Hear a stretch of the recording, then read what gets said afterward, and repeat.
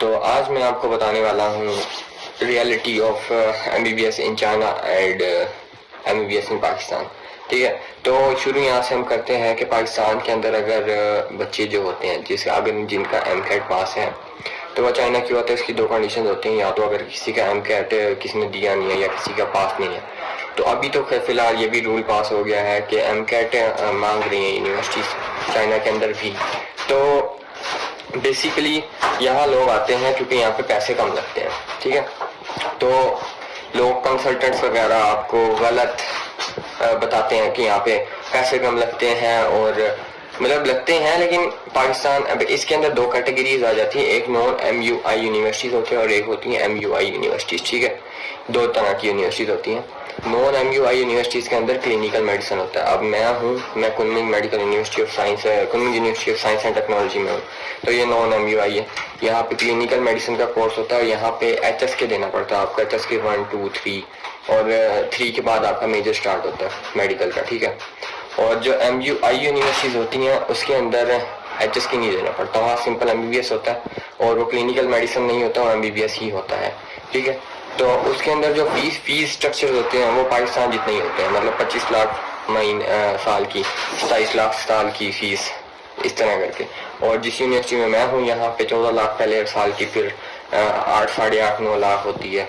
और हर चीज़ को मिला के अपना खर्चा मैंने खुद करना होता है, डॉर्मेट्री को मिला के। ठीक है, तो अभी पाकिस्तान के अंदर ये ट्रेंड चला होगा कि लोग चाइना भाग रहे हैं, यूनिवर्सिटीज ज्वाइन कर रहे हैं।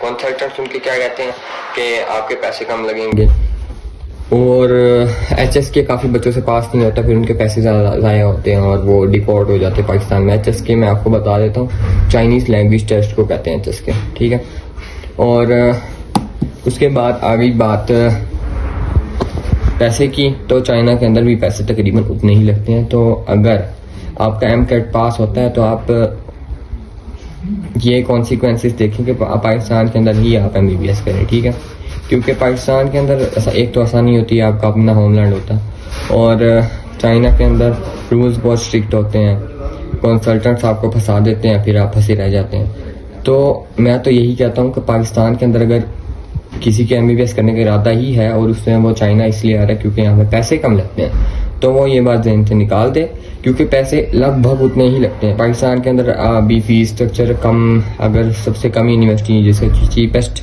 मेडिकल यूनिवर्सिटी है तो उसके अंदर होगा 1,10,12 लाख 2025 का।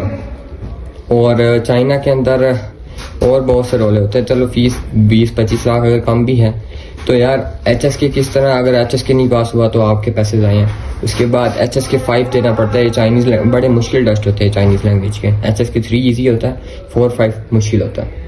तो अगर वो नहीं पास हुआ तो आपको मेडिकल की डिग्री नहीं देते। उसके बाद अगर आपने पाकिस्तान जाना होता है तो पाकिस्तान जाकर NLE आपको देना पड़ता है। अगर वो नहीं पास हुआ तो आपको लाइसेंस नहीं मिलता मेडिकल का। तो बेसिकली बात यह है कि भाई अगर किसी ने MBBS करना ही है तो पाकिस्तान से करे। अगर किसी का MCAT पास है तो पाकिस्तान से MBBS करे, ये बजाय इसके कि चाइना भागे।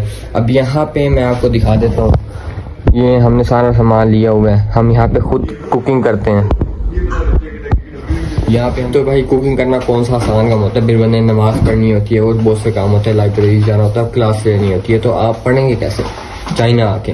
तो अगर आपने मेडिकल करना है, MBBS करना है तो पाकिस्तान से करें, बजाय इसके कि चाइना भागें, किसी और कंट्री में भाग जाएं। उसके बाद भाई टेस्ट कैसे दोगे? अगर टेस्ट देने की हिम्मत है, अगर फसली है तो फिर आओ चाइना, नहीं तो काफ़ी सारे कंसल्टेंट्स तो झूठ बोल के आपको यहाँ पे लेके आते हैं, उसके बाद आपको फंसा देते होते हैं। ठीक है, तो सही बात जो है, तो फीस स्ट्रक्चर को देख के या ये कि बहुत कम फीस लगती है, ये तो वो पाकिस्तान के अंदर भाई बहुत सही फीस है मेडिकल की। तो अगर किसी ने MBBS करना है तो बजाय इसके वो चाइना है, वो पाकिस्तान से करें, वेल एंड गुड है भाई।